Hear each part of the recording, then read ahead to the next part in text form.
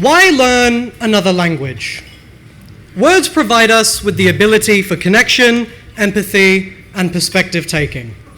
And when you learn multiple languages, you improve your brain, you accelerate your capacity to learn, and you become a better communicator. You are also able to step into the world of another human being, to truly understand them and speak to their heart. The question isn't, why should you learn another language? It's why wouldn't you? Nelson Mandela once said, if you talk to a man in a language he understands, that goes to his head. But if you talk to a man in his language, that goes to his heart. My somewhat questionable obsession for languages began around the dinner table with nonna and nonno. It's where I learned that if I were to learn Italian, then I could have a better relationship with my grandparents. But as time went on, I came to realize that if I learned more languages, then I could connect with more people. Ngadlu tampinti Garna miorna yarta matanyawa matandanyaku. That was the Ghana language in which I acknowledged the traditional custodians of the Adelaide Plains, a language that has been spoken in this part of the world for over 60,000 years. Language has power and can connect us back with our cultural heritage and identity. It can also be fun, a lot of fun. English is a funny language. An oxymoron, for example, is usually defined as a phrase in which two words of contradictory meaning are brought together. Words like clearly misunderstood, small crowd, only choice, or happily married. No, I'm only joking. Every language has fun idioms and expressions that are just as colourful as the next.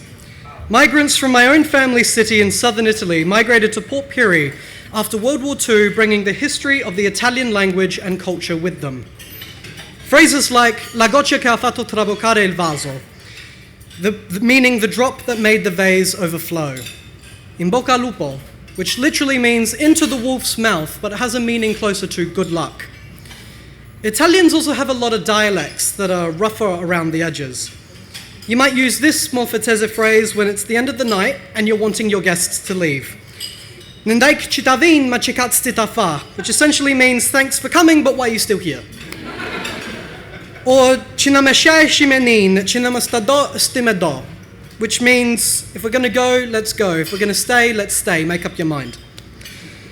On the other side of the world, in East Turkestan, the Uyghurs have phrases like yakshtmak eşit kalguce yamankosak yerlep ketsun, which means rather than let good food go to waste, let your stomach explode. During the Islamic celebrations of Ramadan, my Palestinian, Egyptian, and Omani friends have taught me some Arabic phrases as well, such as samafalen wa aftar ala basala, to break fast on an onion. Language connects us all. It can provide a doorway into the worlds of our fellow humans, regardless of cultural background. It humanizes us, connects us, and builds bridges, not walls.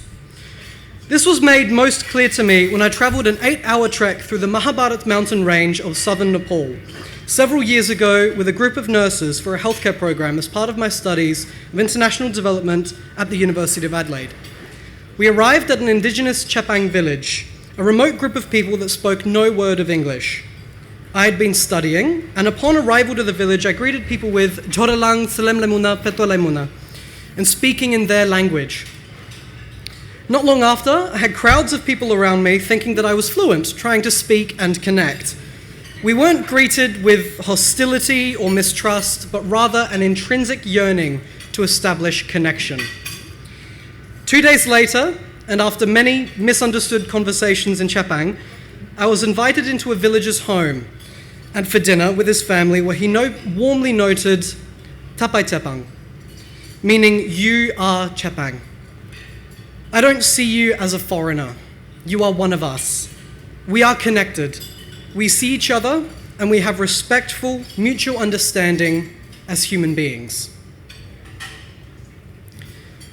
What I learned from this experience is that the same concept can be applied in our own communities and within ourselves to see each other and communicate cross-culturally and introspectively without bias. Who here speaks more than one language? Just raise your hands if you do. Okay, interesting. Now, who here has a favorite song or a music artist? Raise your hands again if you have a favorite song. I'm sure everyone does. How did you learn the lyrics to that song? I bet it was by listening to the song over and over again and hearing it on the radio, on the TV, on the record player. I think of language more as like the lyrics to a song, and every time we meet someone from a different linguistic background in Adelaide, whether it be Hazaragi, Urdu, Dari, Uygurce, Arabic, Turkish, or anything else in between, it presents an opportunity to learn the lyrics of that language and build bridges of understanding. I'd encourage you to start thinking of language as music. Today, on the UN International Day of Peace, I'd also like to encourage everyone to turn to the people at your table and learn some lyrics. How to say phrases like, hello, how are you? Or if you've had a few too many drinks at the bar, even I love you. Because ultimately, language is a great way to build meaningful relationships and bring communities together. It's how we foster peace. It's how I've been able to build South Australia's largest youth-led multicultural festival, Cultural Night, with my Rotaractor Club and the support of Rotary. I'm also a proud board member of the MCCSA, which has afforded me opportunities to be involved with many culturally and linguistically diverse community groups, all of which I think of as a second family. In closing, I'd like to wish everyone a peaceful afternoon and a wonderful week. Danki, arigatou gozaimashita, sheshe, doje, efkaristo, grazie, nandri, terima kasih, rahmet, बहुत शुक्रिया, and tashakur. Thank you.